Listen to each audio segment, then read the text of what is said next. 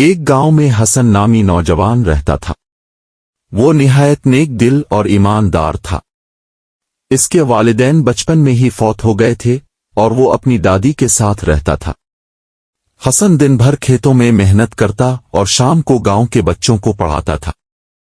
ایک دن حسن کی ملاقات ایک مسافر سے ہوئی جو گاؤں میں آیا تھا۔ مسافر نے حسن سے کہا، میں ایک خزانہ تلاش کر رہا ہوں جو اس گاؤں کے قریب کہیں دفن ہے، کیا تم میری مدد کرو گے؟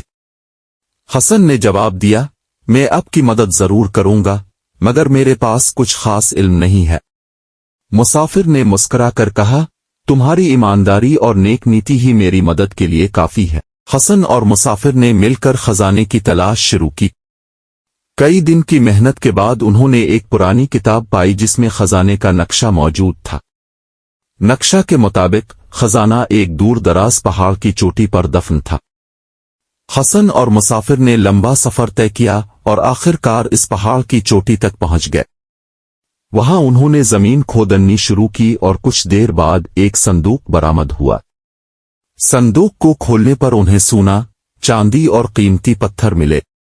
مسافر نے حسن سے کہا، یہ خزانہ اب ہمارا ہے، لیکن میں چاہتا ہوں کہ تم اس کا ایک حصہ لو اور باقی سب گاؤں کی فلاح و بہبود کے لیے استعمال کرو۔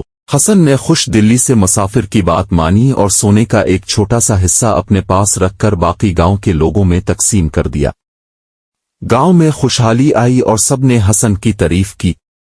مسافر نے آخر میں حسن سے کہا، تمہاری وفا اور دیانت داری نے تمہیں سچے خزانے کا مالک بنا دیا۔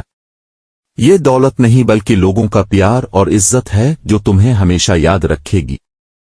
اس کے بعد مسافر وہاں سے روانہ ہو گیا اور حسن نے اپنی سادہ زندگی میں مزید خوشیاں پائیں۔ نتیجہ، وفاداری اور ایمانداری انسان کو سچا خزانہ عطا کرتی ہیں جو ہمیشہ کے لیے اس کا ہو جاتا ہے۔